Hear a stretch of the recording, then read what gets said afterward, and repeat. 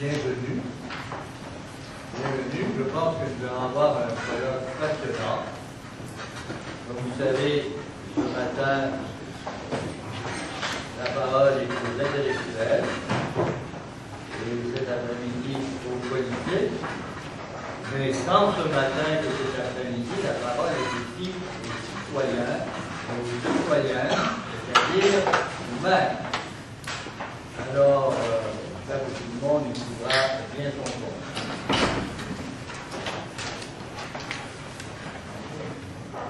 Le mouvement démocratie-souveraineté a cru bon au printemps dernier, après l'hécatombe des dernières élections,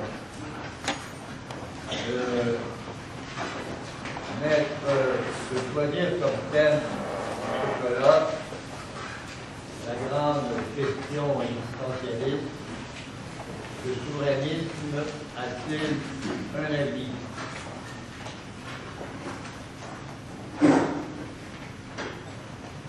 Les temps ont beaucoup changé depuis les années 50 et 60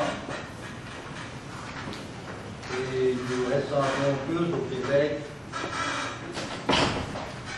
une remise en question profonde à peu près tout. Et cela vise au premier chef l'option de l'indépendance nationale. On vient vous accepter de débattre de cet important sujet avec nous en toute sagesse, puisque ce sont les intellectuels, et avec le plus l'esprit de prospective possible. Ce sujet est éminemment politique et sensible. Donc je suis sûr qu'ils discuteront avec la plus grande compétence pour notre plus grand profit à tous.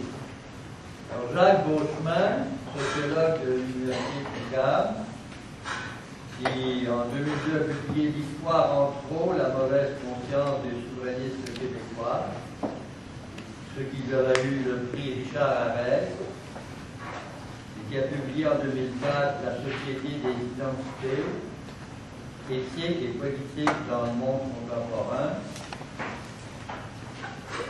Jacques Beauchemin est une générosité pour sa participation au grand débat public que on voit déjà. Merci Jacques d'être avec nous. Éric Bédard, historien.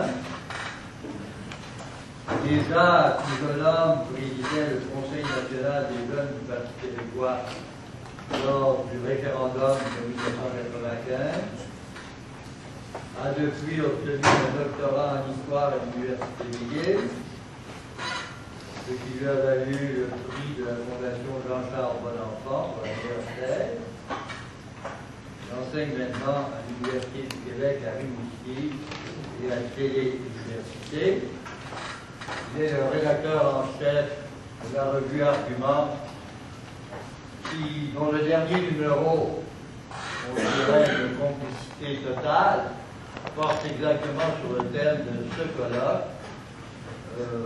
On n'a pas posé la question exactement, on a dit, c'est quoi le titre de la revue? Devons-nous en finir avec l'indépendance? Devons-nous en finir avec l'indépendance? C'est assez proche de est-ce que le souverainisme a un avenir? Je n'ai pas eu le temps de lire les articles, je suis certain, une excellente revue. Je vous la recommande, et ce numéro-là en particulier vous intéressera au cloutier. Claude Bédard, professeur associé avocat, professeur associé à l'École des sciences de la gestion à l'Université du Québec à Montréal, et président du mouvement Démocratie et Citoyenneté, issu des États généraux sur la réforme des institutions démocratiques du Québec. états généraux que j'ai appréciés d'ailleurs avec beaucoup d'intelligence et de dévouement. On en connaît la trajectoire professionnelle au sein du mouvement coopératif. Il occupa la présidence du mouvement des caisses de Desjardins de 1987 à 2000. Il est aussi un officier de l'Ordre du Québec et il apprécia la promotion de la citoyenneté, à donner plus de pouvoir aux citoyens dans notre vie politique quotidienne. Jean-Hermann Gay, politologue, a obtenu un doctorat à l'Université de Montréal. Il enseigne à l'Université de Sherbrooke.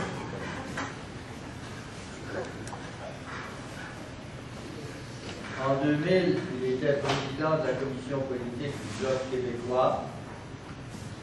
Et plus récemment, il est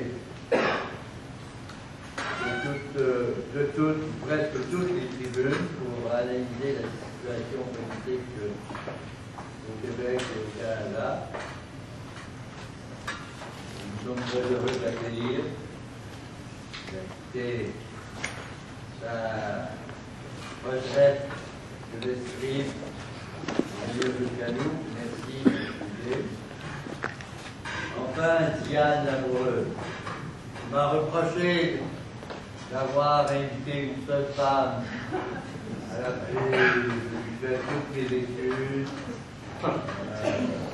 Il est certain que sur ce plan-là, le colloque que nous avons organisé pèse gravement et je m'en reprends.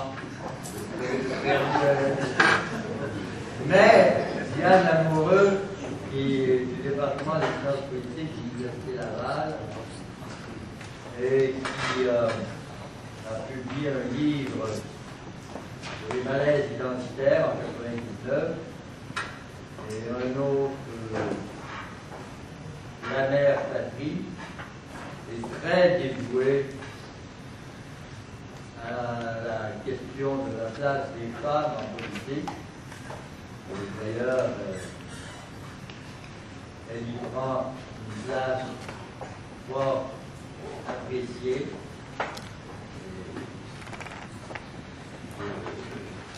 Mais elle réussira, j'en suis sûr, à elle seule, à combler les lacunes de la table à cet égard. Bon, j'ai trop parlé, il est déjà 10h20, alors par ordre alphabétique, j'invite Jacques Merci Marc. Tu nous laisses combien de temps au fait? 15 minutes.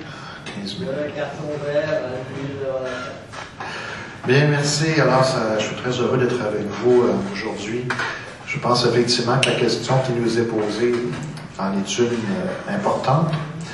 Et je n'ai pas l'impression qu'on va repartir ce soir en l'ayant réglé une fois pour toutes. Mais il est important de brasser, je pense que c'est les aspects de cette grande question. Je vais essayer pour ma part d'apporter quelques éléments de réponse en 3 points. J'aimerais d'abord évoquer très rapidement avec vous les raisons pour lesquelles je crois que la souveraineté du Québec demeure un projet qu'il nous faut, je crois, absolument réaliser. Je vais aborder ensuite les obstacles qui se dressent aujourd'hui devant ce projet. Et puis j'essaierai enfin de lever, théoriquement en tout cas, certains de ces obstacles-là, en montrant la légitimité aujourd'hui contestée de ce projet. Alors, la souveraineté, faudrait-il la faire? Faut-il la faire? Je crois qu'il y a plusieurs bonnes raisons de répondre affirmativement à cette question. On dit beaucoup que le nationalisme est quelque chose qui est une idéologie qui appartient au passé, que la nation, dans le contexte de la mondialisation, devient lentement mais sûrement un cadre politique en voie d'obsolescence. Je crois on l'a beaucoup dit, mais rien n'est plus faux. L'avenir est aux nations. La mondialisation, la prégnance très grande des grands organismes internationaux aujourd'hui appelle précisément la présence des nations dans ces grands forums. Il faut qu'une nation comme la nôtre puisse parler de sa propre voix sur le plan international. Ça passe par la souveraineté politique. Alors, l'avenir est aux nations. Je crois que les Québécois doivent et peuvent faire entendre leur voix à partir précisément ou sur la base d'un État devenu souverain. Il y a des raisons peut-être encore plus fondamentales pour lesquelles la souveraineté est nécessaire. Je pense que le Québec est à une croisée des chemins. Je pense qu'il a besoin d'un acte de refondation de lui-même. Il doit se rassembler en lui-même, non seulement sur le plan d'une identité retrouvée et consolidée, mais sur le plan, je dirais, d'utopie à poursuivre. La souveraineté du Québec nous offrirait cette chance qui n'est pas celle de la plupart des sociétés occidentales développées, de nous rassembler, de nous refonder. La souveraineté, c'est pas seulement un cadre politique redéfini, bien sûr, c'est d'abord cela, mais c'est aussi la possibilité de nous donner, à travers elle, de nouvelles utopies à poursuivre, un nouveau projet. Un projet qui pourrait mobiliser l'ensemble des Québécois et qui dépasse largement la question nationale comme telle qui serait alors réglée, mais qui nous mobiliserait autour d'idées nouvelles. Il y a très très peu de sociétés qui ont devant elles cette possibilité de se refonder actuellement. Le Québec a cette possibilité-là.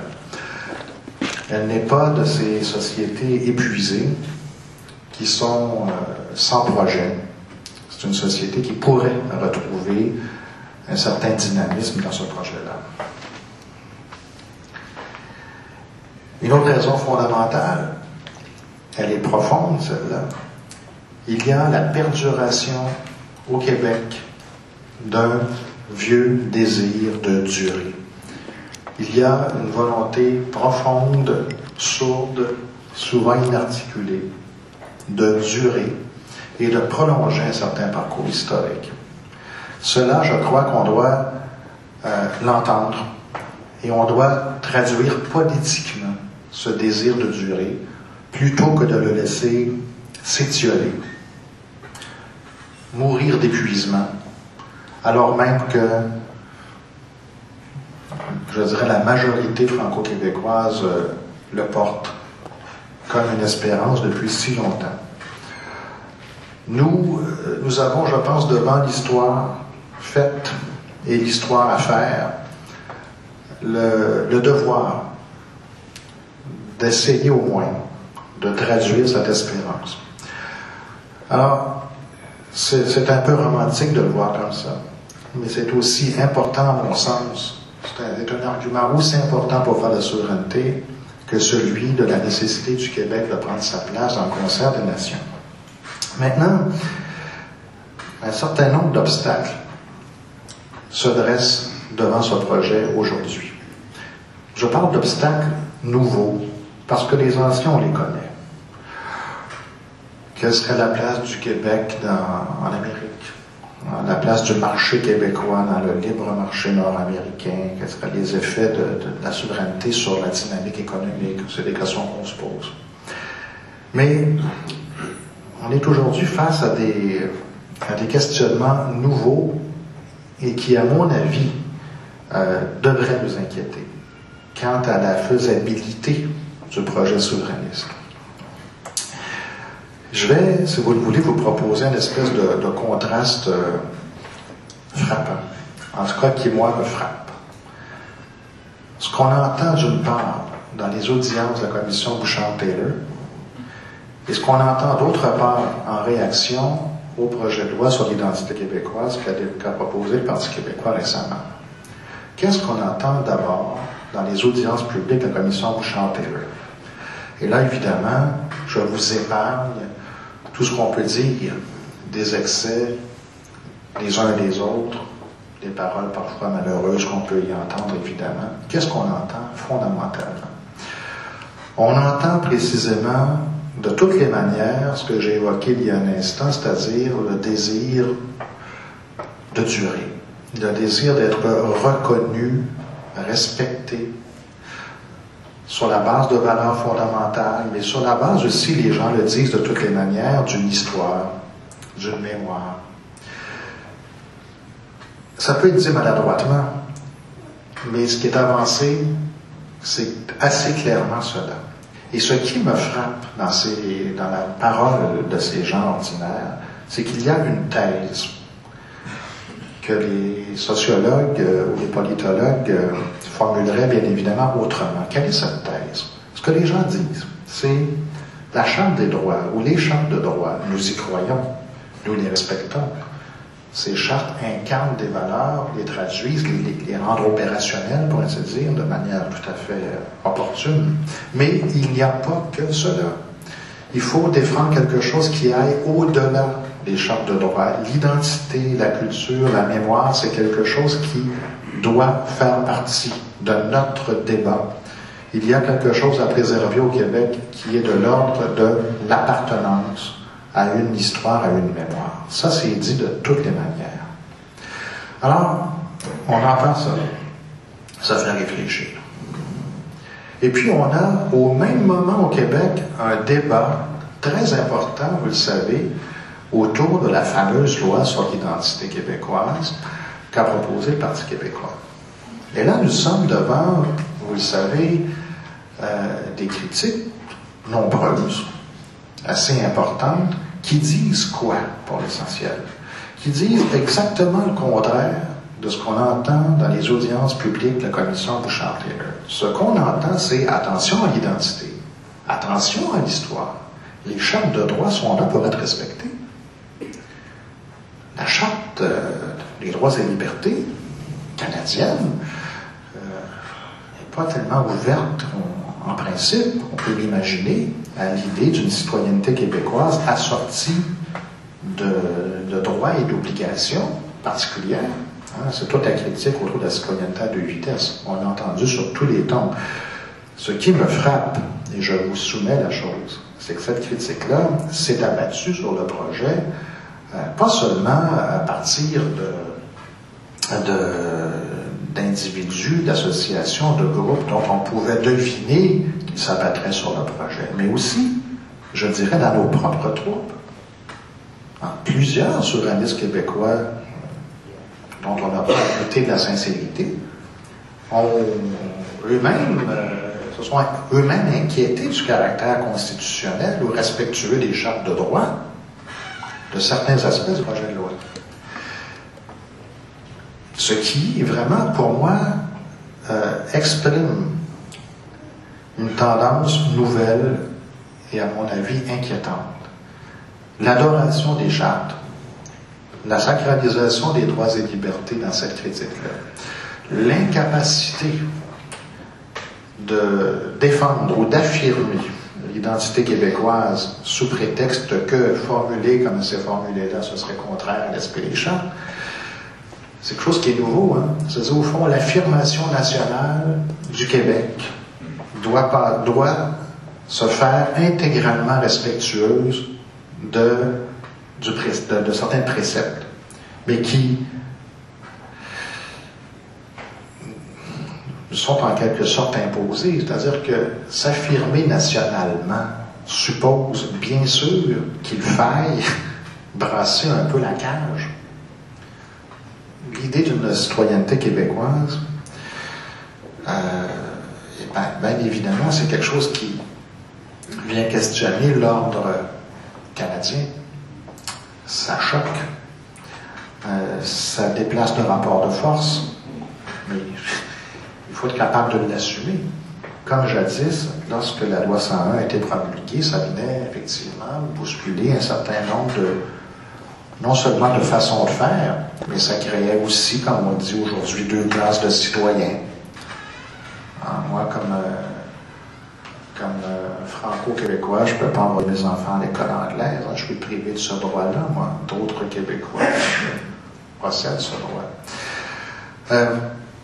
Comment se fait-il qu'on soit aujourd'hui si réticent à affirmer quelque chose du nous collectif québécois en raison de ce que viendrait brusquer cette affirmation-là? C'est une question qui peut se poser. Je reviens à la commission Bouchard-Taylor.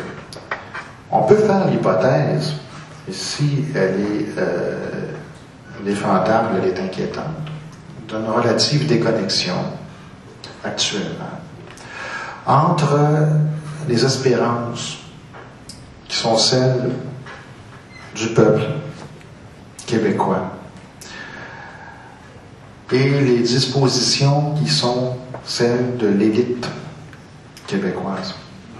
Est-ce qu'il n'y a pas d'un côté quelque chose qui veut perdurer, qui cherche le moyen de traduire politiquement ce désir-là, dans ses appels constants au respect des valeurs et de l'histoire de la majorité.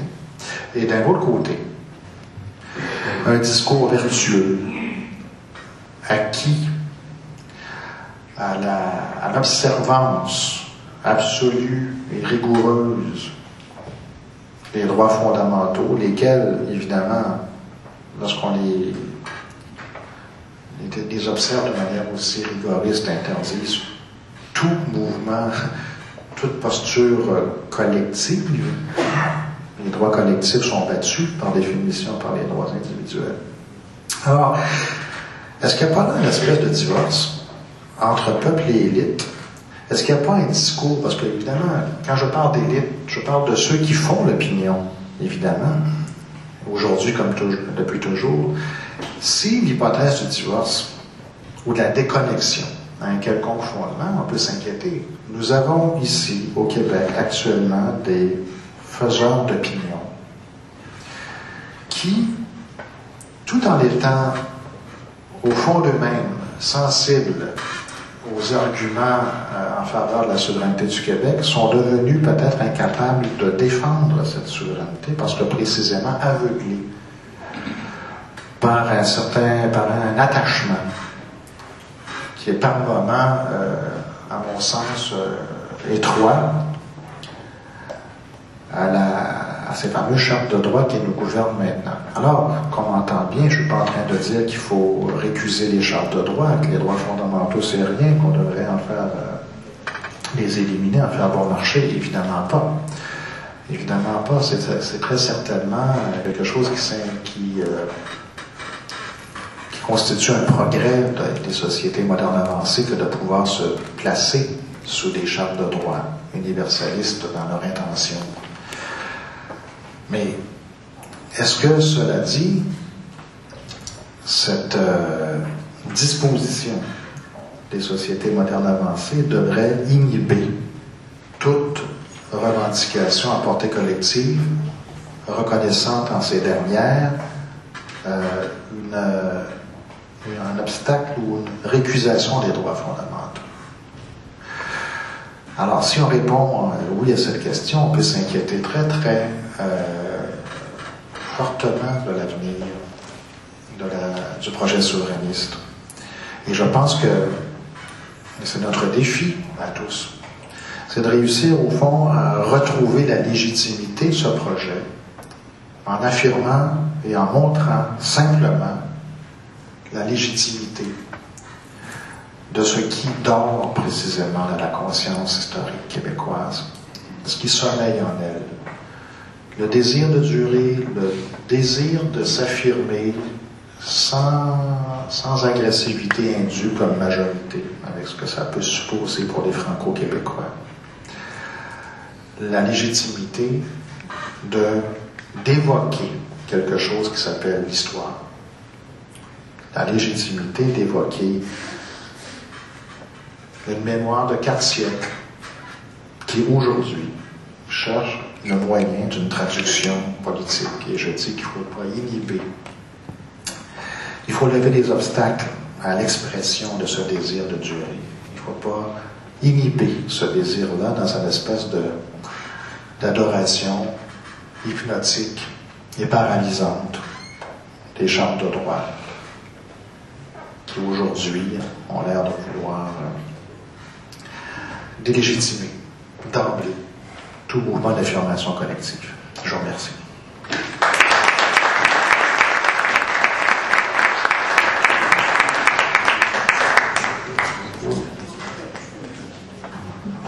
Merci Jacques, merci de cette bonne analyse. Et je passe immédiatement la parole à Éric Bédard. Merci beaucoup, M. Brière. Et merci pour l'invitation. Le souverainisme a-t-il un avenir? M. Brière l'a bien dit. C'est un drôle de concours de circonstances, mais à la revue Argument, le thème « Devons-nous en finir avec l'indépendance ?» nous avons jugé opportun de nous pencher, nous aussi, sur cette grave question. Et je dois vous dire, non sans difficulté, non sans difficulté. Ceux qui ont contribué au dossier sont Daniel Jacques, notre directeur, Jacques Beauchemin, Mathieu Bock-Côté et François Charbonneau. J'étais censé y participer et je n'étais incapable personnellement de répondre clairement à cette question. En fait, c'est comme si je n'étais pas rendu là. Mais j'ai quand même commis un essai qui s'intitule « La trudeauisation des esprits », qui est une contribution libre. Mais il y a plusieurs autres contributions, je crois, qui vont vous intéresser. Alors, j'aimerais donc réfléchir avec vous à cette grave question. Souverainisme a-t-il un avenir? D'emblée, je dirais oui, il a un avenir, comme il en a toujours eu. Il en a eu un en 1837, il en a eu un à toutes les époques. L'idée de l'indépendance, l'idée de la souveraineté nationale a toujours fait partie de la conscience, toujours été dans le décor, je le sais, pour étudier les réformistes canadiens-français du 19e siècle. C'est une idée qui est là, c'est une possibilité, mais elle a été incarnée différemment, comme on le sait, depuis les années 60. D'emblée, je vous dirais deux constats. Je pense qu'on est un peu à l'heure des bilans. Un premier constat, deux constats, disons, assez pessimistes. Le premier de ces constats, c'est, je crois qu'on doit mesurer, on doit le faire, je ne crois pas qu'on le fait beaucoup, l'impact de 2 référendums perdus. Les conséquences politiques pour le Québec d'avoir perdu 2 référendums sur cette question vitale. Je crois qu'il y a eu des conséquences terribles pour le Québec comme nation à ces 2 défaites.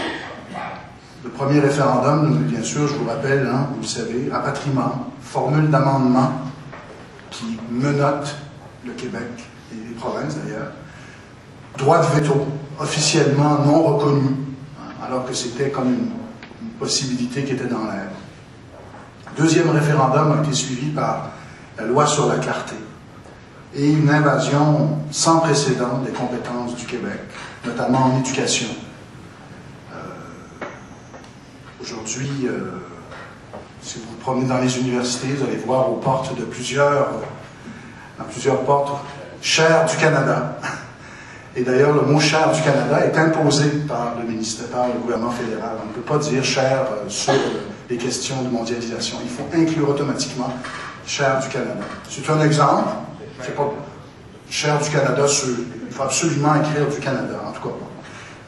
Je vous dis ça parce qu'à une certaine époque, bon, à l'époque de Maurice Duplessis, on peut dire ce qu'on veut, mais Maurice Duplessis disait,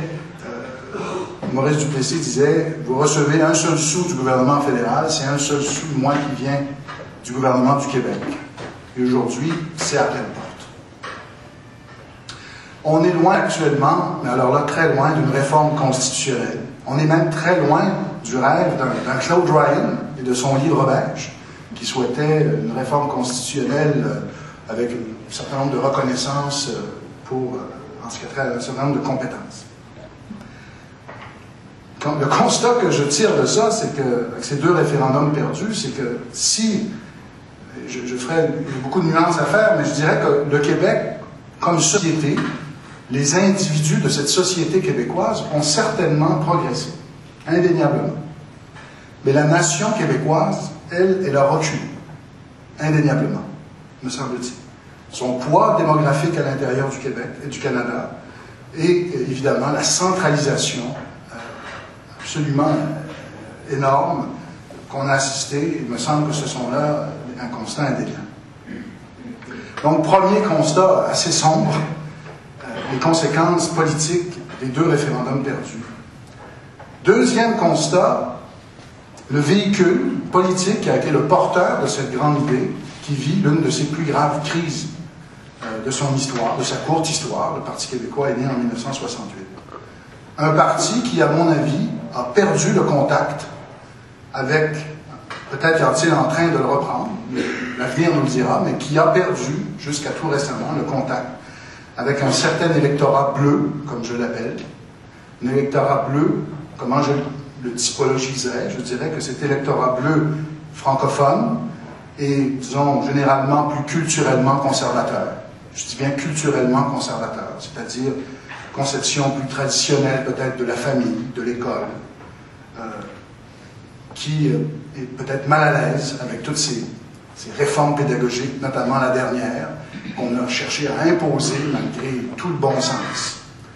Ensuite, une conception de la famille où un des 2 couples, parfois, dans le couple, un des 2 choisit de rester à la maison.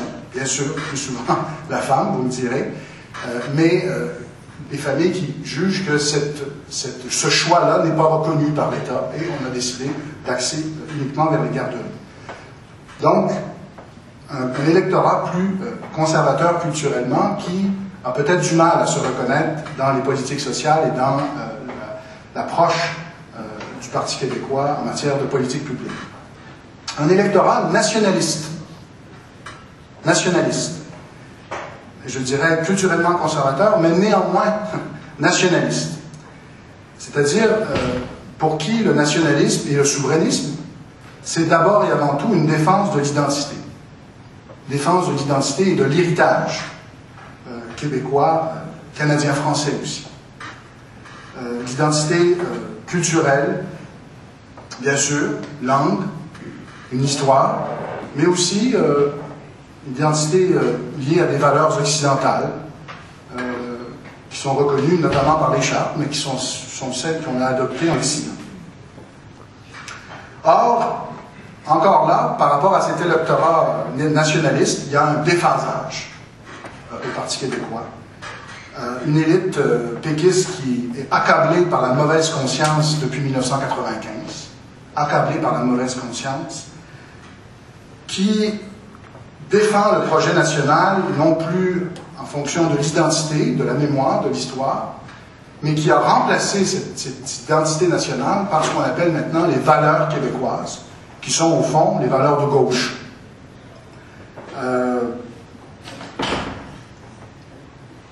Social-démocratie, loi sur les contrevenants, mariage gay. Donc, on voit qu'il y a eu un travail intellectuel très important depuis 1995 pour redéfinir le projet québécois autour de ces valeurs qui sont culturellement de gauche et qui rendent mal à l'aise un certain électorat. Donc, justement, d'après moi, ça c'est une thèse de fond sur laquelle est revenu, qu'a abordé Jacques Beauchemin. Hein, il s'est posé la question, pourquoi cette sacralisation des chartes? Ben, moi, je crois que c'est lié à ça. C'est-à-dire, on a été face pendant longtemps à une élite péquiste depuis 1995 qui avait du mal à assumer ce nous majoritaire, cette mémoire, cette histoire. Mais là, lorsque ça disparaît, comment justifier la souveraineté? Ben, on a transvidé, hein, on a rempli. Quand ce saut-là, quand cet argumentaire-là disparaît, cet argumentaire fondamental disparaît ou est mis de côté, ben on le remplace par autre chose, et cette autre chose, ça a été les valeurs québécoises, qui, dans le fond, pas plus mal, mariage gay, social-démocratie, Québec vert, pourquoi pas, mais ça, c'est des questions que j'espère que dans un Québec souverain, on aura des débats. J'espère que c'est pas réglé pour l'éternité, j'espère que dans un Québec souverain, il y aura une droite et une gauche. Pourquoi on essentialiserait la nation autour de valeurs qui sont des questions de débat démocratique,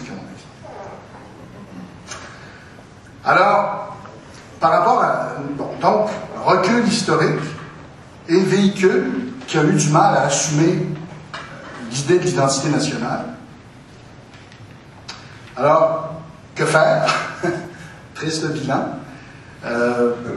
Alors, il y a une possibilité.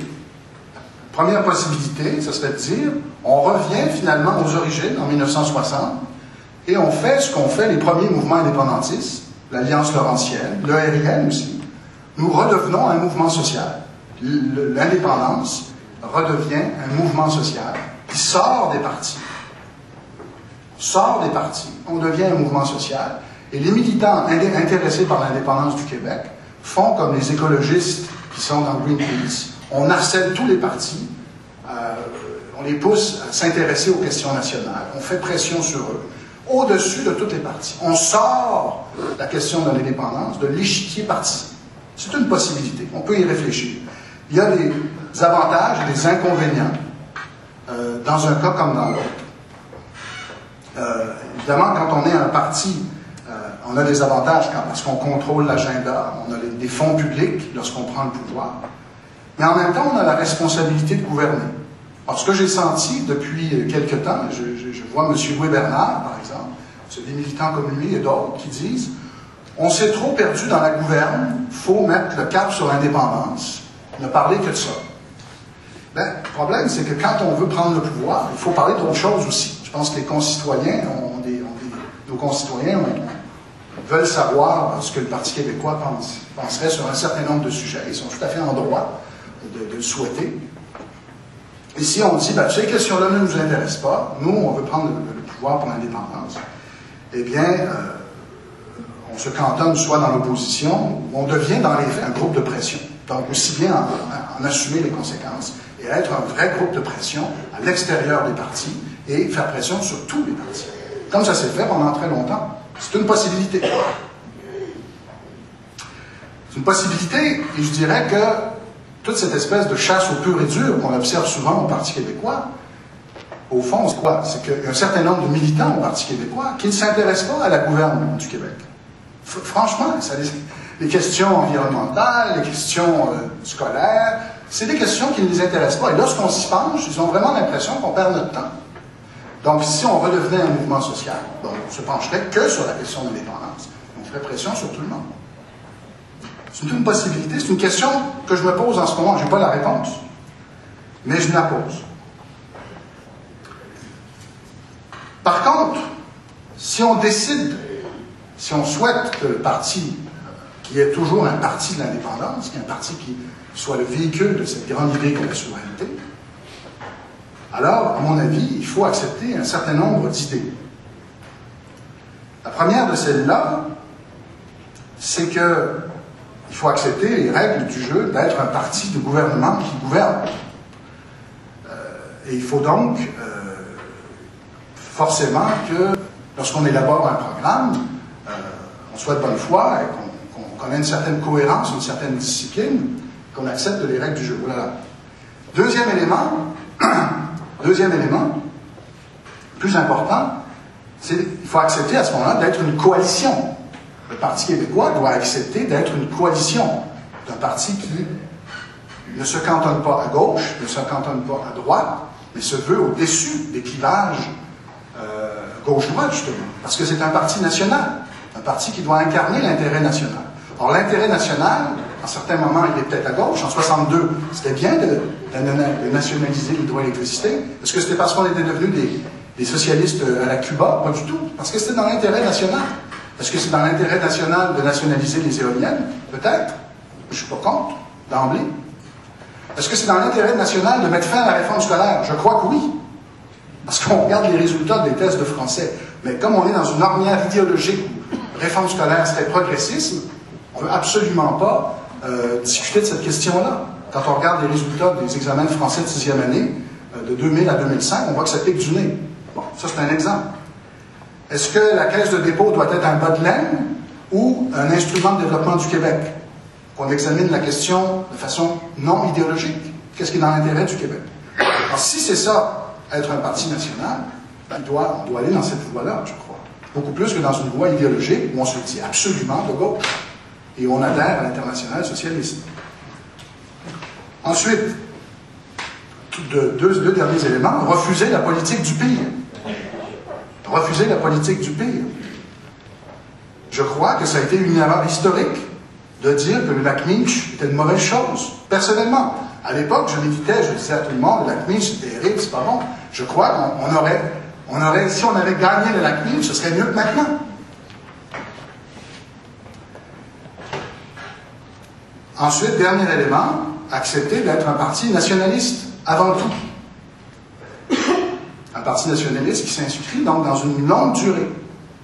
Qui s'inscrit dans une longue durée, c'est-à-dire que nous poursuivons les combats d'autres partis à travers l'histoire du Québec. Et donc, nous ne sommes pas seulement liés avec l'héritage de la Révolution tranquille, nous sommes liés avec une longue histoire qui commence il y a très longtemps. Je m'arrête ici. Merci.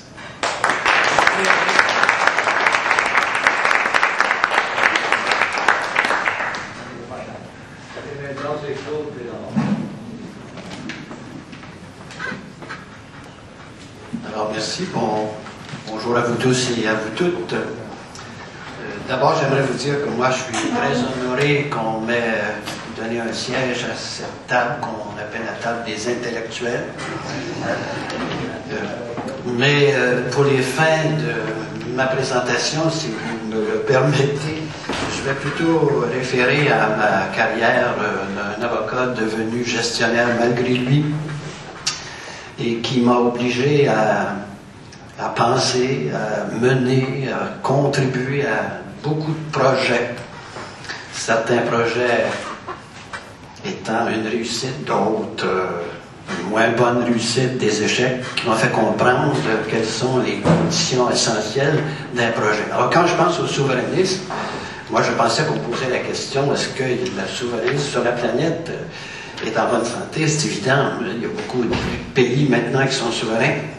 Et quand on regarde qu'est-ce qui les a amenés à la souveraineté, ça nous permet, là je vais parler comme un homme d'affaires, ça nous donne des benchmarks. Qu'est-ce qui fait que ces peuples-là ont réussi? Alors, tous les gourous de la gestion de projet vous le diront, il existe des conditions fondamentales à la réussite d'un projet. En résumé, bien sûr, j'ai 15 minutes, j'ai pas 45 heures, c'est un cours de 45 heures. Ça. D'abord, il faut un projet clairement, très clairement défini. Savoir ce que l'on veut faire ensemble. Évidemment, il ne s'agit pas d'unanimité, mais une force tellement grande de gens qui savent qu'est-ce qu'ils veulent faire. Une fois qu'on sait ce qu'on veut faire, il faut s'assurer que tous les acteurs qui prendront en charge le projet y agiront fidèlement de façon à ce que le projet se réalise. Le moindre petit projet, essayez d'imaginer, même s'il est bien défini, tous ceux qui sont les acteurs agissent d'une façon contradictoire ou contraire, on ne va pas très loin. Donc, des gens qui placent l'intérêt collectif en priorité, convaincus que la réalisation du projet va contribuer au mieux-être de tous, mais en même temps de chacun des individus, c'est Dieu. Et ensuite, évaluer ce que l'on peut faire, quelles sont nos forces, quelles sont nos faiblesses, pour arriver à l'objectif qu'on s'est donné. Et finalement, sachant ce qu'on veut et ce qu'on peut faire, eh bien, qu'est-ce qu'on doit faire? Donc, dresser un plan d'action. Voilà pour les règles fondamentales.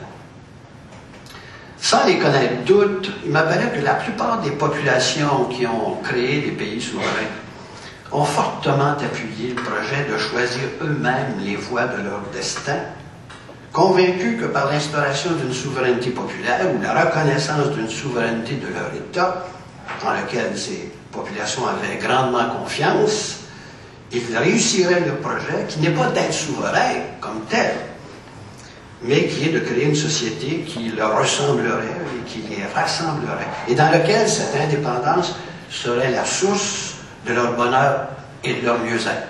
Ensemble, on devient heureux parce qu'on dit maintenant, c'est nous qui créons, qui menons ce pays-là. Il marche bien, ben, tant mieux, on est fiers, on dit on a réussi. Il marche moins bien, on dit il va falloir travailler plus fort. Mais la source du bonheur, la source de la satisfaction vient du fait qu'on est capable de décider nous-mêmes de notre destin.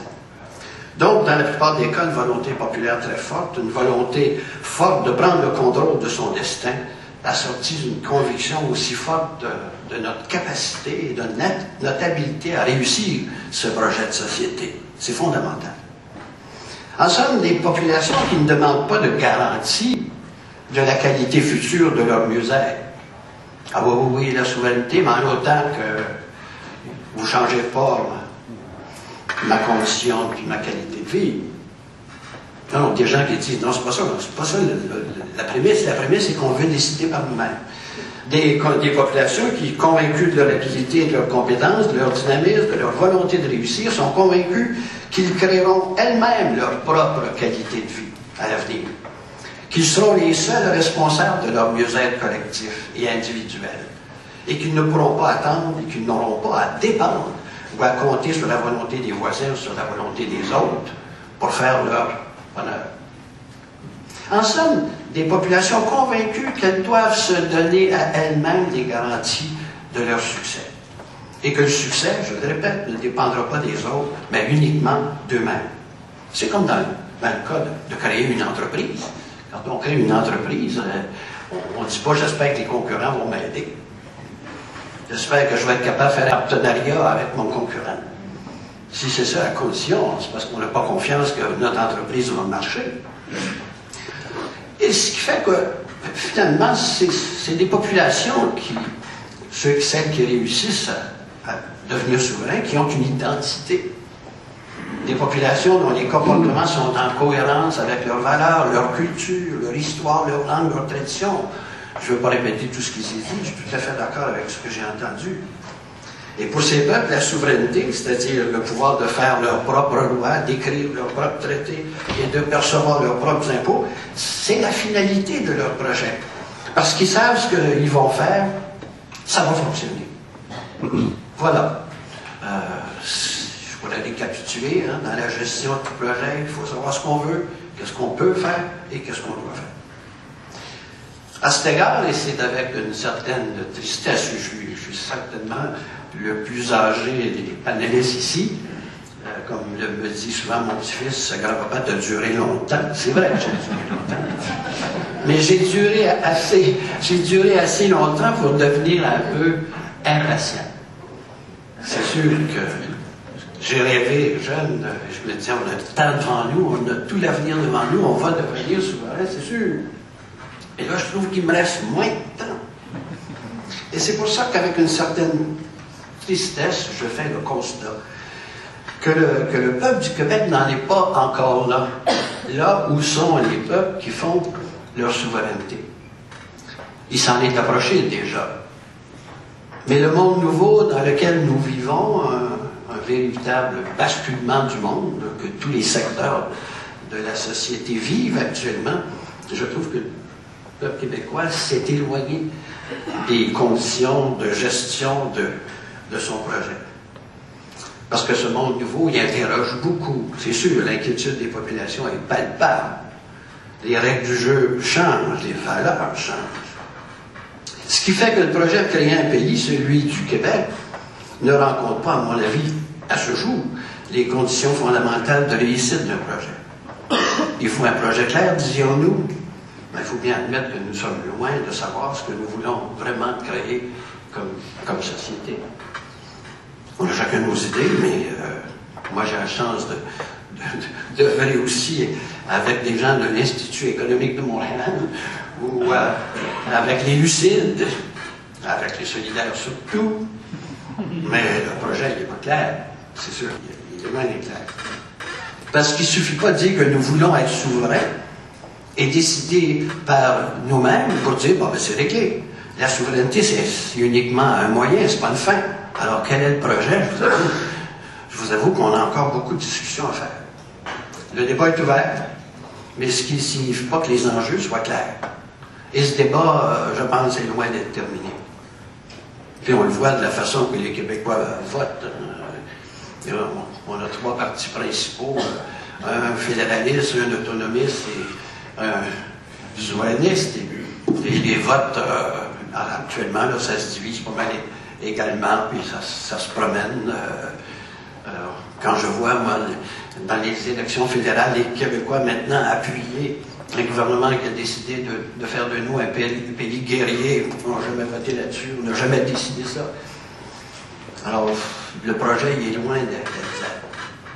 Et on disait que tout projet exige une certaine conviction et de la capacité de réussir le projet par nous-mêmes, sans compter sur les autres. Encore là, on n'en est pas là. Nombreux sont ceux qui exigent des garanties que leur qualité de vie ne sera pas diminuée. J'ai été membre de la commission sur l'avenir constitutionnel du Québec. Combien de mémoires on a reçues où les gens nous disaient « Oui, on est pour la souveraineté, mais vous garantissez-vous qu'il n'y aura pas de turbulence? » On ne peut pas créer une entreprise puis dire « Vous allez voir ça, on va faire des gros dividendes dès le lendemain. » Et quand Mme Marois a juste fait une allusion, oui, il pourrait y avoir de la turbulence dans les premières années, tout le monde dit « Ah, ben, diable, on n'en veut pas dans ce cas-là de la souveraineté, c'est dangereux. » Mais c'est un peu ça. Alors, on n'en est pas là. On ne peut pas exiger des garanties, il faut le faire. Il faut la faire, la société qui marche, et c'est nous qui allons la faire. Alors, si le souverainisme a un avenir, encore là, la confiance en la capacité du peuple de réussir son projet n'est pas tout à fait acquise. Je pense qu'il faudra y mettre du temps. Le temps de vouloir la souveraineté pour la liberté, de construire nous-mêmes un pays, de vivre selon ce que nous aurons réussi à construire. Il faut une identité aussi, avons-nous dit. Je passe là-dessus. On voit tous les soirs comment, à la télévision, comment l'identité n'est pas encore très, très claire. Il faut confiance en l'avenir, une volonté de réussir, une solidarité spontanée. Je pense qu'on n'en est pas là. Et on a beaucoup de faiblesses. Faiblesses sur le plan démographique. Je viens en un que je ne veux pas oublier, c'est de l'appui économique. J'ai vécu le Québec dans son meilleur temps, où les entreprises québécoises, on se réunissait régulièrement pour s'assurer que l'on contrôlait notre économie et qu'on continuerait à contrôler notre économie. Le nationalisme économique aujourd'hui s'est vu comme tout à fait dépassé. J'ai donné une entrevue dans la revue Québec où j'ai fait ce plaidoyer-là. Ben, les 3 numéros qui ont suivi, j'ai été matraqué en disant « Voyez bien, c'est un has-been, hein? » Aujourd'hui, dans le monde mondialisé, nationalisme économique, c'est pas important. C'est important pour les États-Unis, mais pas pour nous autres. Nous autres, on est forts. Hein? Alors, je conclus en disant que, et c'est avec tristesse que je conclus comme ça, moi je dis que les conditions de réalisation d'un projet ne me semblent pas réunies. Je ne dis pas que la souveraineté du Québec ne se fera pas un jour, mais aux gens de ma génération, puis à tous ceux qui veulent l'entendre, je dis oui, peut-être un jour la souveraineté, mais nous serons morts, mon frère. Merci.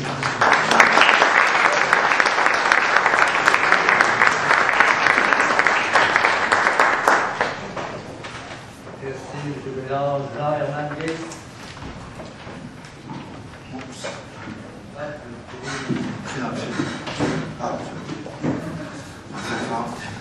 Quand j'écris mon texte pour ce genre de présentation, j'ai toujours plaisir à écrire et à répondre positivement à ces invitations.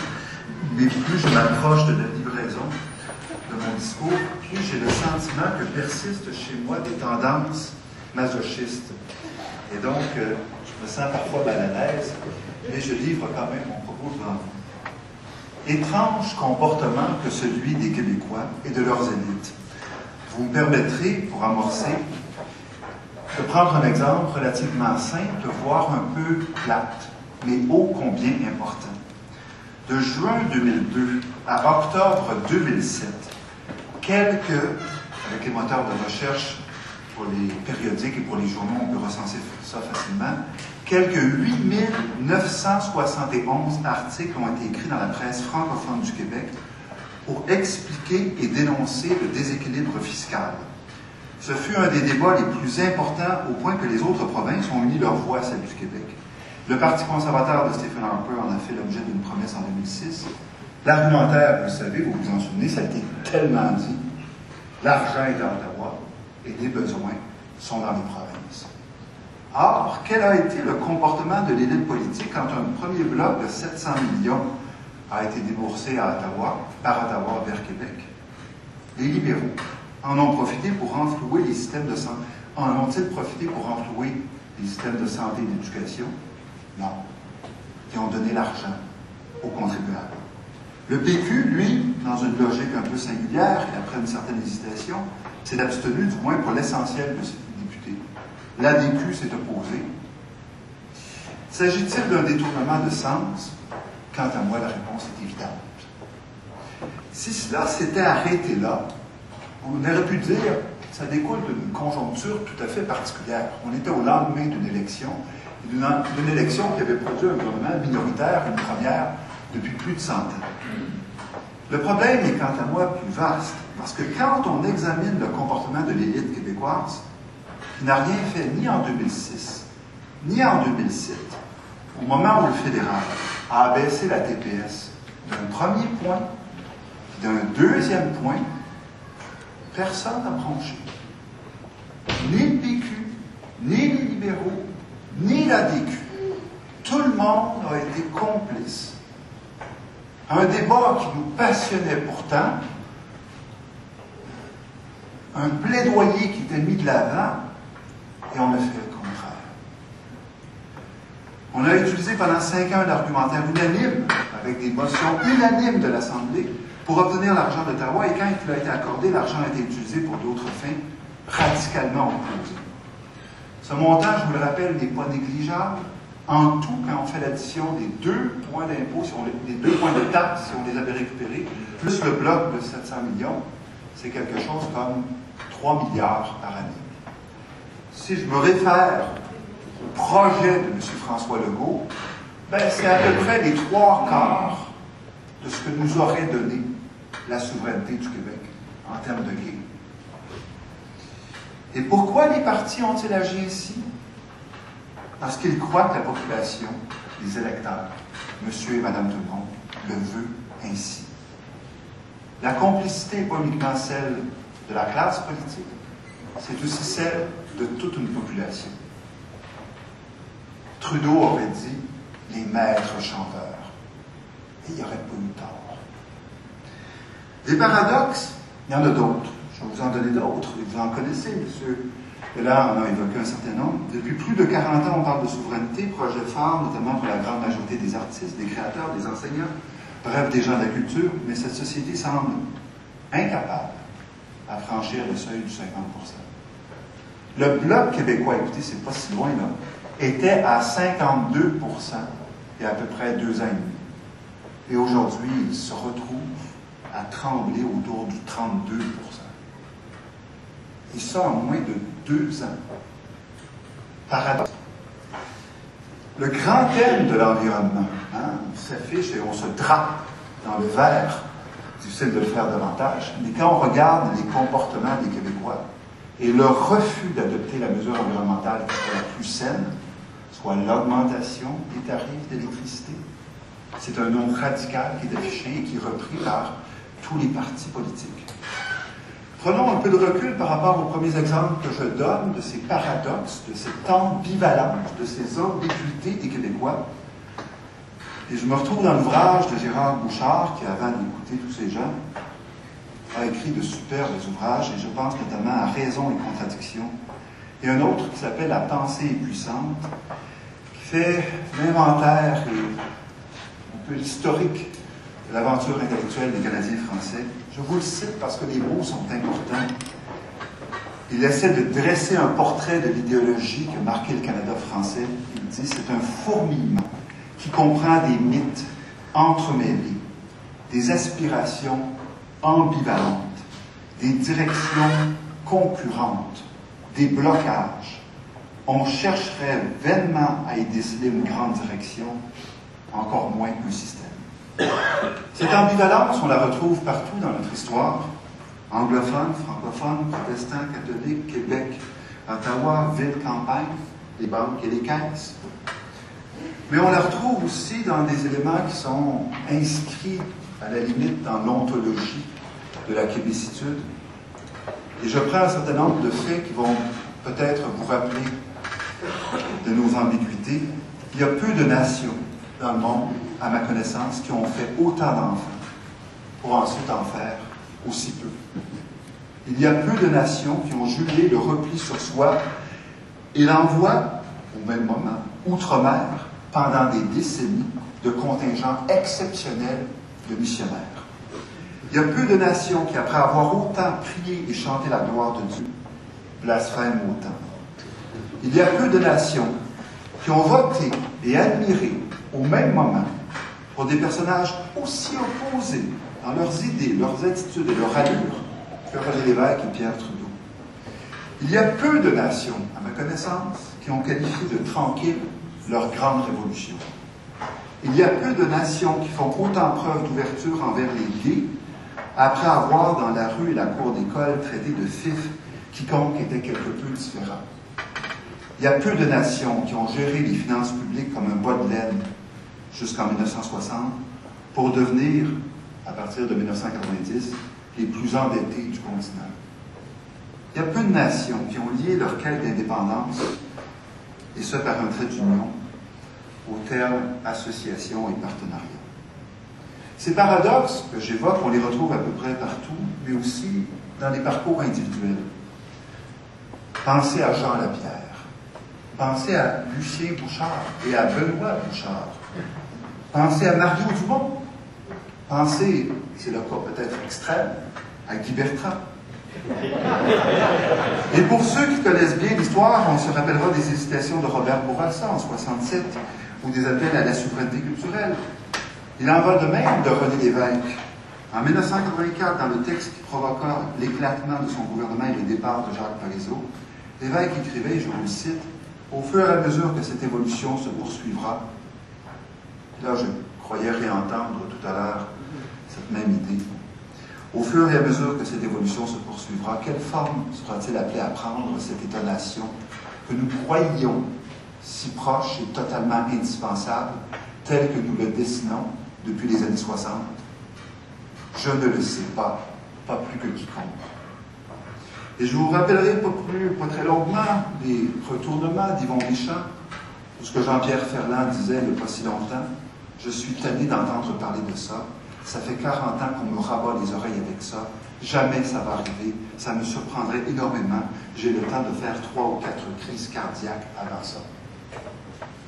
En somme, nous serions dans le paradoxe, ou dans l'ambivalence, dans une sorte d'ambiguïté chronique. Et l'histoire du déséquilibre fiscal, à la limite, ce n'est que la dernière aventure de cette ambivalence. On peut avoir une attitude de déception, faire une lecture morale, juger de cet état de fait, de ces hésitations. On peut cependant décider d'en faire une base incontournable pour lire le Québec et agir. Certains jugent que cette ambiguïté est la cause de notre perte. Je répliquerai qu'elle a peut-être été la source de notre résistance et de notre capacité à s'épanouir malgré tout. Les minorités doivent souvent agir étrangement. Elles doivent tantôt s'affirmer, tantôt se rallier. Elles combinent les formes, les stratégies, acceptant sans trop le savoir les contradictions de leur action. En somme, les minorités se débrouillent et fort peu d'entre elles ont su résister, grandir et progresser dans un environnement semblable. D'une manière plus simple, je dirais que ces paradoxes créent une variété de possibilités entre lesquelles on hésite continuellement. Cette palette de possibilités va de nationalisme de résistance, parfois passéiste, exclusif, craintif, et de l'autre côté, un souverainisme à la limite moderne, voire post-moderne. Cette ambivalence ouvre donc une palette de bleus associée tantôt à la religion, tantôt à la langue, tantôt à l'État, tantôt à la social-démocratie. Tantôt elle baptise, tantôt elle répond, tantôt elle exprime sa colère. Cette situation crée pour les porte-paroles nationalistes et souverainistes une source continuelle de tension et les oblige à des contorsions parfois très impressionnantes. Les coups de patin des Gilles Duceppe, des Boisclair, mais aussi, retournons au passé, des Johnson et des Lévesque. Il y a quelque chose de formidable là-dedans. Il en va de même des retournements opérés par Pauline Marois au sein de son propre parti en peu de temps, lors de son discours de la fête des mères notamment. Elle a viré ce parti-là comme une craque. On peut rire d'eux, on pourrait rire aussi de nous. On pourrait ne pas rire du tout et considérer que cette étrange dynamique qui nous conduit parfois à la duplicité est à la fois la force et la faiblesse de cette nation. Et qui ne nous sert à rien de juger, il faut au contraire s'approprier de cela, de cet espace, de cette variété, de cette amplitude quant à nos réactions. Quelles sont les conséquences? Je vous dirais, de toute évidence, le souverainisme n'est pas un phénomène linéaire. Ceux qui croyaient que tout ça s'échelonnait dans le temps, puis avec les générations allait grandir, puis allait prendre de l'importance, de toute évidence, ça ne ressemble pas non plus à une pédagogie. Comme si, lorsqu'on inculque, on apprend un enfant à lire, bien, plus on lui apprend, plus il sait lire rapidement, puis habilement, et plus son vocabulaire s'étend. En fait, ça ne se présente pas de manière linéaire, ça ne se présente pas de manière pédagogique, ça ne se présente pas comme un discours ou comme une idéologie qui peut être véhiculée facilement et qui entre un peu par la voie de la science et de la raison dans la tête des gens. Au contraire, ça se présente, et je l'ai dit à quelques occasions, comme une juxtaposition. Une juxtaposition de gens qui sont tantôt nationalistes, tantôt souverainistes, tantôt à gauche, tantôt à droite, tantôt d'un côté, tantôt de l'autre, puis à un moment donné qui nous disent « je ne veux plus en entendre parler », mais qui dans 3 ans, suivant de nouvelles circonstances, vont rebondir parce qu'ils vont aller chercher dans leur mémoire cette présence qui est restée d'un appui à cette cause. Donc, première conséquence, ce n'est pas progressif. Deuxième, c'est que quand on associe trop un seul parti à cette cause-là, et qu'on fait que pour que cette cause-là puisse faire l'objet d'un débat décisif, il faut que ce parti soit au pouvoir, ça pose un énorme problème en termes d'agenda politique. Ça fait en sorte qu'il faut gagner d'abord l'élection, le PQ doit d'abord gagner l'élection, pour ensuite pouvoir gagner le référendum. Mais si les libéraux sont au pouvoir, les souverainistes ne peuvent pas aller de l'avant. La deuxième conséquence, quant à moi, c'est qu'il faut en fait accepter que ce ne soit pas une condition sine qua non pour qu'il y ait référendum, que le Parti québécois soit au pouvoir. La troisième conséquence de cette ambivalence, de ces paradoxes, de cette ambiguïté, c'est qu'il faut accepter que dès qu'on essaie de coincer les gens et cette population dans un carcan trop étroit, les gens réagissent. Le PQ, en voulant, lors de son dernier congrès, établir l'agenda du plus rapidement possible et le plus tôt possible, les gens se sont sentis à l'étroit dans cet agenda-là. Mais ça a été la même chose pour Pierre-Marc Johnson en 1987, avec son projet d'affirmation nationale, quand l'accord du lac Meech est arrivé, il s'est trouvé coincé dans cette forme-là. Et je vous dirais qu'à la limite, même le cas de l'élection de 1966, ça a été cette situation-là qui a rendu pris M. Lesage. Que faire? Je reprends les mots, brasser la cage, mais pas du tout dans le même sens que ce qui a été proposé. Quant à moi, il faut brasser la cage, non pas pour remettre en question les droits, la Charte des droits, d'aucune manière, mais au contraire, pour élargir le débat, en faisant en sorte, c'est une proposition que j'ai amenée à travers un autre forum, en faisant en sorte que la population puisse par elle-même, au moment où elle le souhaitera, au moment où elle le considérera approprié, qu'elle puisse initier par elle-même le processus référendaire. Que ce ne soit pas que l'apanage du gouvernement qui soit en place, mais que ce soit l'apanage, en fait, d'une population, comme cela se fait dans bien des pays et dans bien des États américains. Je vous dirais, pour boucler, parce que je vois une certaine impatience, que Pauline Marois a peut-être déposé le mauvais projet de loi. Elle aurait dû représenter ce projet de loi le numéro 192, le même projet de loi qui avait été présenté par Mario Dumont en 2000, qui prévoit l'initiative populaire. Et là, forcément, Mario Dumont aurait été coincé s'il avait dit non à son propre projet de loi. Et si, au contraire, il avait dit oui et que le PQ avait dit oui, forcément, en le présentant, on serait assuré, et pour toujours, que quoi qu'il se passe, quoi qu'on fasse, et devant des situations qui pourraient devenir dangereuses, les Québécois auront la capacité à se réapproprier la souveraineté du Québec. Je vous remercie.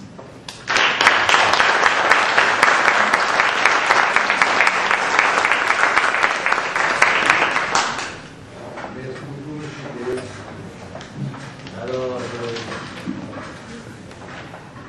Yann, bon, je vous remercie d'être là. Quand M. Brière m'a contacté, je lui ai aussi fait remarquer que je me sentais un peu bizarre de parler sur la question de la souveraineté, puisque, sans être opposé à la souveraineté, ça n'a jamais été mon combat politique fondamental. Alors, je tiens quand même à le préciser. Je dirais que la question qui est posée ici, ça peut se comprendre de deux façons, et on l'a abordé en fait de deux façons. Est-ce que le souverainisme, comme courant d'idées, comme vague projet, a un avenir? Sûrement, c'est une constante de l'histoire québécoise, comme l'a souligné Éric Collard. C'est l'avantage de parler en dernier. Hein, on peut faire du millage sur ce qui a été dit, donc comme ça, je pourrais dire des affaires. Et puis, j'aurais pas besoin d'en dire de ce que j'avais prévu, parce que ça a déjà été dit.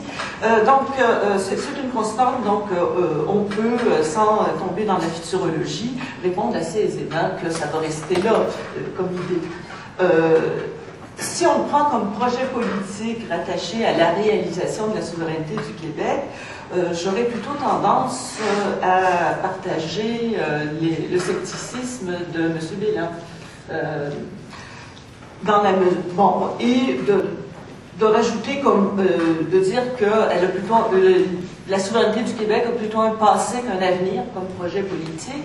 Mais je pourrais répondre faire une réponse de Normand et de dire qui sait, parce qu'après tout, il y a, comme le soulignait Jean Manier, il y a eu des retournements de conjoncture, et de toute façon, la politique, c'est le monde par excellence du changement et des retournements de conjoncture. Donc, comme je suis philosophe politique et pas futurologue, je ne me prononcerai pas vraiment sur le sujet. Mais je dirais que le mouvement souverainiste a un lourd passé qu'il doit assumer, puisque c'est assez rare en politique que de défaite en défaite, on vogue vers la victoire finale. Donc je vais faire une analyse en trois temps. Je vais passer très vite sur le premier parce qu'il a déjà été abordé par Éric Bédard. C'est une évaluation des conséquences des deux défaites référendaires. Ensuite, je vais aborder quelque chose qui n'a pas été abordé encore. Donc, j'aurai encore l'espace pour amener des nouveaux éléments pour la réflexion. C'est les résultats désastreux de ce que j'appelle les esquives et dérivatifs passés et actuels par rapport à la souveraineté. Et finalement, la question qui a été esquissée par à peu près tout le monde, quelles sont les forces souverainistes et où elles doivent se situer? Les conséquences des défaites référendaires, je serai bref, mais après tout, à deux occasions dans les 30 dernières années, la population du Québec a été consultée par un référendum sur la question de la souveraineté association et elle a répondu par la négative. La première fois, le résultat était plutôt net. La deuxième fois, le résultat était plutôt ambigu. Mais dans les deux cas, peu importe le caractère plus ou moins astucieux de la question, il faut bien constater que la majorité de nos concitoyens et concitoyennes ont rejeté le projet souverainiste comme projet à réaliser immédiatement. Je pense que les conséquences n'ont pas été uniquement une énorme déprime dans le camp souverainiste, mais aussi des transformations dans le cadre institutionnel québécois et canadien. Le Québec d'aujourd'hui, c'est certainement pas le Québec de la Révolution tranquille, mais le Canada d'aujourd'hui, c'est pas celui de la commission Laurando non plus. Bon, effectivement, la conséquence la plus évidente de l'échec de 1980, ça a été le rapatriement de la Constitution canadienne, l'enchâssement dans le texte constitutionnel de la Charte des droits et libertés, pour laquelle j'ai beaucoup plus de sympathie que mon collègue Beauchemin, et avec une ambiguïté fondamentale, évidemment, une opposition unanime de l'Assemblée nationale du Québec, mais un appui presque unanime des députés québécois, il y avait 74 libéraux sur 75 à l'époque, du Parlement fédéral, qui ont après tout la même légitimité démocratique que leur commettant de l'Assemblée nationale. Bon, tout ce qu'on peut voir, c'est Mitch et Charlottetown sont là pour en attester. La Constitution canadienne, elle est difficilement, sinon absolument pas modifiable. Okay. Donc, on est pogné avec, même si on ne l'a jamais adoptée. Et puis, en plus, il y a d'autres questions de type national qui ont émergé au fil des ans, comme la question autochtone ou la question acadienne, qui rendent problématique de penser une solution à la question québécoise à la pièce, sans analyser les répercussions possibles sur le puzzle canadien. En 1995, on a eu la loi sur la clarté suite au renvoi de la Cour suprême comme conséquence de la défaite référendaire. Et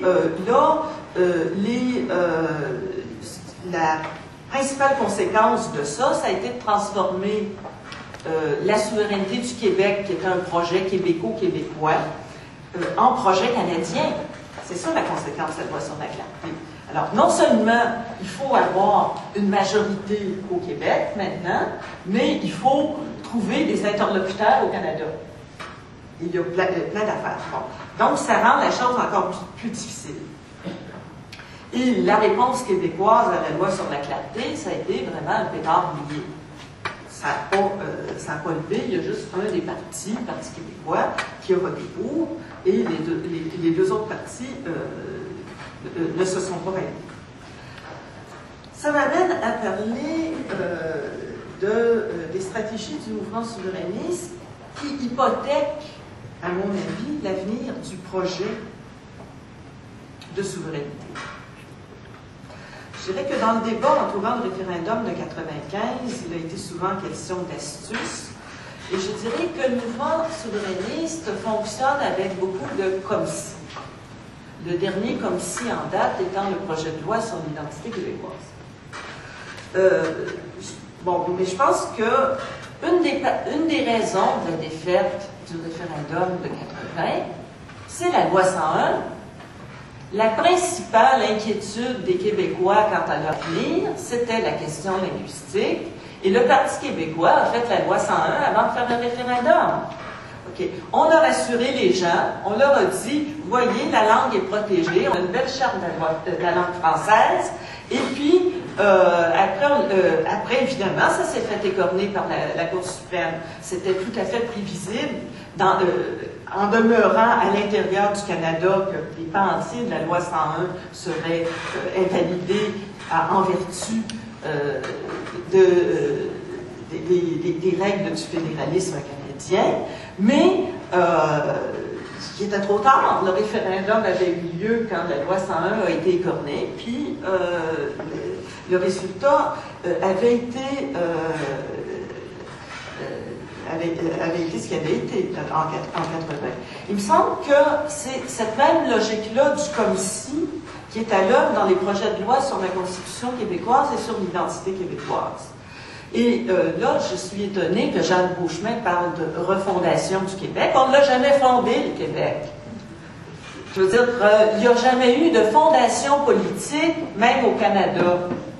C'est la Grande-Bretagne qui nous a poussés à devenir un pays parce qu'elle ne voulait plus avoir ce dominion-là. Il ne faut pas se faire d'illusions. On n'a pas fait... Le Canada est un des rares pays dans les Amériques qui n'a jamais eu une révolution fondatrice. Bon, alors, il faudrait effectivement fonder le Québec, mais on fait un tas d'affaires comme pour avoir l'air d'être un pays sans se donner le trouble de l'être. Et selon moi, c'est le principal défaut de la loi sur l'identité québécoise. Et des fois, je discute avec un certain nombre de collègues et on se disait, mais si on faisait un sondage auprès des étudiants à l'université aujourd'hui, en leur demandant le Québec est-il un pays, oui ou non, on aurait probablement des surprises, on aurait probablement la majorité de gens qui nous répondraient oui. Parce qu'on leur parle de l'Assemblée nationale, du pays du Québec, de l'État du Québec, etc. Puis, pourquoi ils feraient un pays, vu que le Québec est déjà un pays. Donc, je pense que cette stratégie de l'esquive, de faire comme si, de se donner une constitution en n'étant pas un pays, de définir l'identité québécoise en faisant l'économie de faire le pays du Québec, c'est se tirer dans le pied. C'est manquer justement cette étape de la fondation politique, avec toute une série de dérivatifs. Bon. Et la fondation politique, moi je pense que c'est, personnellement, je trouve que c'est le principal attrait du projet souverainiste. Maintenant, par qui peut se faire par quels instruments peut se développer le projet souverainiste? Jusqu'à présent, le projet souverainiste s'est fondamentalement développé à travers le véhicule de partis politiques. Je dirais que la force, mais aussi la faiblesse du Parti québécois, ça a été de rallier en son sein la plupart des forces politiques qui prônent la souveraineté du Québec. C'est une force dans la mesure où une formation politique qui peut légitimement aspirer à former le gouvernement du Québec avait le monopole, entre guillemets, de la représentation de la souveraineté. Mais c'est aussi une faiblesse parce que ça présuppose un unanimisme qui est loin d'être réel. On a parlé dans ce panel-ci que les Québécois sont loin d'être unanimes. C'est normal. Dans n'importe quelle société démocratique, c'est inquiétant, une société démocratique unanime. Je veux dire, ça ressemble à du totalitarisme, de l'unanimisme démocratique. Et je pense que c'est normal qu'il y ait des bleus de nuances diverses, mais évidemment, ça fait toujours des tiraillements, et ça fait des tiraillements surtout dans les périodes où c'est plus nécessairement le principal terrain de clivage entre les forces politiques. On peut dire que depuis 1995, on a assisté à un fractionnement du mouvement souverainiste, tant sur le plan des forces politiques que sur le plan des forces sociales. En plus des deux partis qui s'approprient le label québécois sur les scènes fédérales et provinciales, moi je trouve ça tout à fait honteux qu'un parti puisse prétendre à lui seul incarner le Québec. Moi je pense que et le Parti québécois et le Bloc québécois auraient énormément d'avantages à changer de nom. Je veux dire, Jean Chrétien est aussi québécois, même si j'aime pas Jean Chrétien, ou Stéphane Dion est aussi québécois que Pauline Marois, là. Donc, en plus de ces deux partis-là, il y a un parti autonomiste qui est maintenant l'opposition officielle à Québec et un parti à la fois souverainiste et altermondialiste, écologiste, et je dois m'oublier dans la liste, qui est le Québec solidaire, bon, qui n'est pas représenté à l'Assemblée nationale du fait du mode de scrutin un peu infect qu'on a, mais qui est quand même un parti politique. Et donc, il y a un fractionnement. Ce fractionnement-là correspond à deux choses. C'est, d'une part, la difficulté pour un seul parti de prétendre à lui seul incarner non seulement les aspirations de tous les souverainistes, mais aussi du Québec dans son entièreté. Et de ce point de vue-là, même si on n'a jamais fait de fondation politique, on a l'handicap, on n'a jamais fait d'acte fondateur sur le plan politique, on est une des vieilles démocraties dans le monde. Et dans les vieilles démocraties, c'est peu susceptible de rencontrer ce genre d'unanimisme-là. Deuxièmement, il y a une volonté là-dedans de recadrer les débats politiques québécois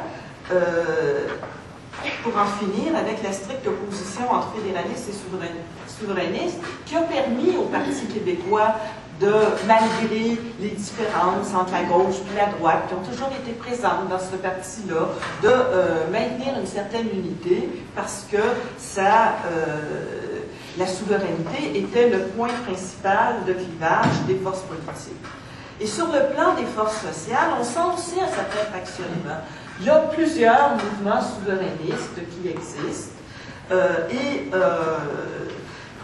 Bon, là, sur ce plan-là, je pense qu'il y a à reconstruire d'une certaine façon, et à reconstruire pas nécessairement à partir des élites, mais à partir de la population. De ce point de vue-là, je trouve que une des démarches les plus intéressantes, c'est ce qui a été proposé par Québec Démocratie Plus, qui était un large débat citoyen sur l'avenir du Québec, retirer ça du monopole des partis politiques, retirer ça d'une campagne référendaire pour en faire vraiment un espace délibératif. Et on sait ce qui est arrivé. Le principal porte-parole de ça s'est fait rapidement ramener à l'ordre par son parti. Alors voilà, je vais conclure sur ça puisque mon temps est épuisé.